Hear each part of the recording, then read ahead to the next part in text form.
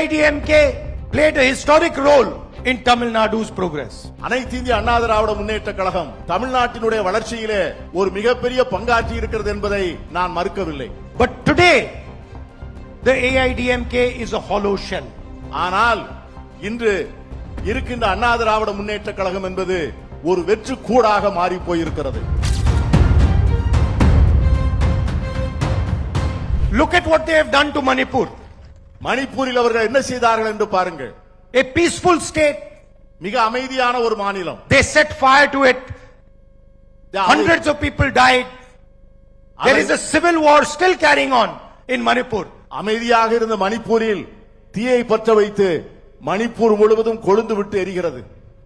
ஆயிரக்கணக்கான மக்கள் இறந்து போனார்கள். சமூக அமைதி இழந்து அந்த மணிப்பூர் மாநிலம் இன்று சின்னாபின்னமாக காட்சியளிக்கிறது என்று சொன்னால் அதற்கு பாஜக தான் காரணம். Wherever they can, they try to capture power and run the state from Delhi. எங்கெல்லாம் வாய்ப்பு இருக்கிறதோ அங்கெல்லாம் அதிகாரத்தை கைப்பற்றிக் கொண்டு மீண்டும் பிறகு டெல்லியிலிருந்து அந்த பகுதியை ஆள நினைக்கிறார்கள். Now they do not have the courage to say this to the people of Tamil Nadu directly. ஆனால் இதை தமிழ் மக்களிடம் நேரடியாக சொல்வதற்கு அவர்களுக்கு தைரியம் இல்லை. So what have they done? They have captured one of the glorious political parties of Tamil Nadu. அதற்காக அவர்கள் என்ன செய்தார்கள் என்று சொன்னால் ஒரு பெரிய வரலாற்றை உடைய ஒரு இயக்கத்தை அவர்கள் இப்பொழுது கைவசப்படுத்தி இருக்கிறார்கள். The AIDMK played a historic role in Tamil Nadu's progress.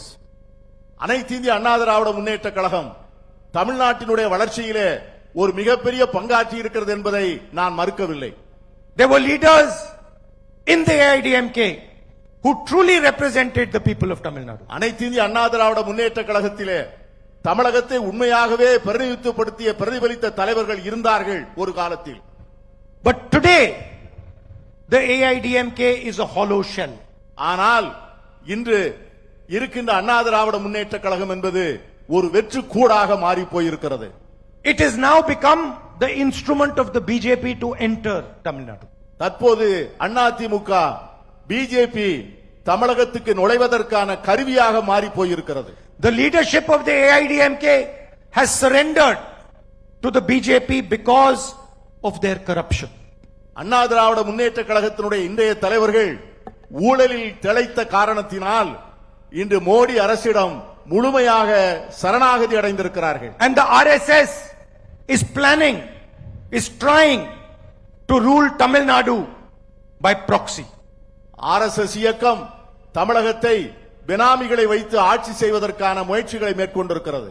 The same way Donald Trump controls the Prime Minister of India, the Prime Minister of India wants to control Tamil Nadu through the AIDMK.